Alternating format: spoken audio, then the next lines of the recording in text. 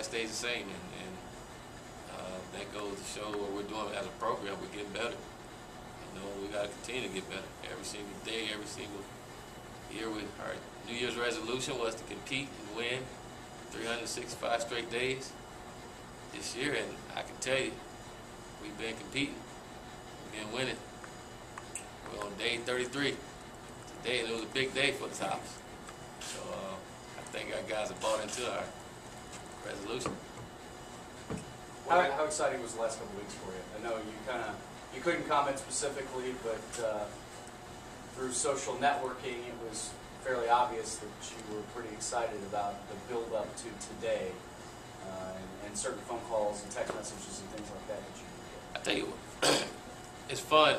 It's fun seeing that your vision and what you thought of this program and what it could be starting to come. You know, from a recruiting standpoint, knowing that you can get some really good football players in here that can help your program, and to see that happening and it happens as fast as it is, that's exciting. You know, you're like, wow. You know, and some of the teams that we're beating, these kids really got you fired up. You just tell yourself, just wait till you start going bowling. How would it be then? You know, we can do that now. You can only imagine what we can make out of this program and with this football program. So that part was exciting, and going through it, one hell of a fun, and it's different. One guy that's not on the technical list, but that is here, is John Dollinger, the transfer. What's his status as far as eligibility, and then on top of that, what do you expect from the player of caliber going forward? Eligibility-wise, he'll be sitting out this year, and he'll be participating in spring ball and practicing and helping our scout team and helping our football team get better, helping our football team try to win the Sun Belt Championship. And my expectation for Jonathan is to be the best football player he can be the best student that he can be, and have the best character he can have. That's this coach's expectation of all of his players, and he's no different. And they're all going to be that way. You know, and they're going to represent our university to the utmost. You know, and they're going to give their all to the university because we're giving our all to them. So that's my expectation of him and everybody else on this football team. With him specifically, is he really to play both ways? What do you envision him as? One, I want him to be the best safety in the country. I want to come here and be one of the best safety in the country and compete for that. But if he can help us on that side of the ball too, we're going to do it. We're not going to just stay inside the box. We're going to think outside the box a little bit and put our best player on the field. If we have a guy that can do it, we will. You know, and he's shown on film that he can do that. And we'll see as we go. See if he can help us. But coming in, we want him to be the best safety he can be. He was quoted in the Bradenton News saying he wanted to help turn Western into a Boise State. How do you, both of you, instill that mentality into your recruits coming to Western and turning them into a high-profile program? I just think it's all about mentality and the way you approach things. You know, it goes back to not settling. Said from day one, we wasn't going to settle. You know, we're trying to be the best. Goes back, we're chasing greatness, and we call a little excellence along the way, and that's how we're going to be around here. And if we chase greatness, we're going to do big things, and that's all we talk about. If we want to do big things, we're a big time program. We're going to do big time things, and we're going to recruit big time players, and that's the only way we're going to be big time. And we want to be big time. We want to win a lot of ball games. So. Talk about it. And they want to be a part of that. They want to be a part of rebuilding this program. They're all excited about it. So that's the most exciting thing about it for Coach Taggart is all these kids want to be here, and that's key. You know, it's not last minute deal with some of these kids where they got to get them to fill up a class. I got to do this. It's not that. It's kids that had opportunities to go to other places and they want to be the WKU. I think that's important. Another Trent Ryan Wallace, can you just comment on him yet officially? Ryan's here. Is he going? I mean, is he eligible to play? Still waiting on that. Still waiting to see on that part. But he's in our program. can get him, I mean, he's a guy you know, obviously, from his days around here locally. If you live in here, you know, is he offensive line for you, tight end, or whatever he is, how much he can help? We'll start him off and see him this spring. Start him off at tight end and see what he can do for us. Hopefully he can come in and help us. Help my man Jack out. You know, Jack needs some help. We need Jack Bauer needs some help around here. So, I think Ryan is a great addition to our football program in a lot of ways. And I think he's going to help build our program the way we want it built. Good character, attitude, relentless. There are a couple other guys, Coach, that you guys have that were pretty highly thought of coming out that may be able to be available for you. I mean, a guy like Courtney, who's still coming back, and also what exactly is Cam Thomas's situation? We talked about him on signing day last year. He was a 3-star kid, and you know he's stuck around trying to get his academic house in order. Yeah, he's taking care of his business, and expect for Cam to be with us come next year. We started up in fall, and see, I think our entire team is talking about it. All these guys are going to be a lot more mature, and they have a better understanding of what we want as a coaching staff. And I think things will be a lot smoother. You know, guys won't be in suspense about a lot of things. They understand what's going to make us a better football team. Same thing as coaches. Everybody understand each other. And then we got a lot of positive going in this season, unlike last season. You know, have 2 guys voted All-American. We didn't have that. That's something positive that we can build off of, and we will. And I think we'll have other guys that it's not All-American that will be All-American that we'll be talking about. And it'll be exciting to see them play this year. You guys this is such a big class, you guys gonna have to do any number crunching or messing with numbers, or do you feel like you guys are fine? Have you had anybody leave? A significant amount of people, or how many spots did you have? Is 26 more than you thought you'd have, or what's the situation with the numbers?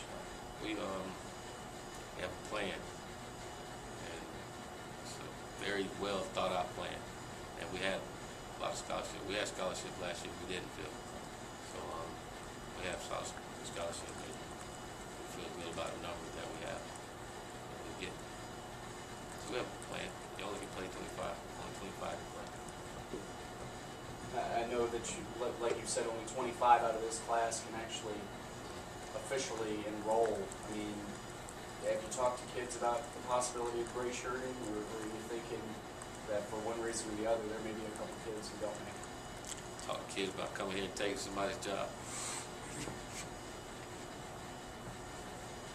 That's what I talked to them about. That's what I wanted to do. Did you guys have any kids who were in the program last fall who didn't come back for a second semester? Yeah. Got a couple guys. I forgot those kids already. How about let's keep it on 2011 recruiting class. I remember those guys. I'll let you know. The area code game today. Where'd that idea come from? From the genius himself. The genius himself. Is that you? I'm the baby genius. Jim Harbaugh, Jack Harbaugh. Jim Harbaugh. My man. Like Also it. have new helmets I was gonna say, this year, which is what you see in front of you. Is that going to be all year long, or what? Is that the official helmet now? It's the official helmet. You like it?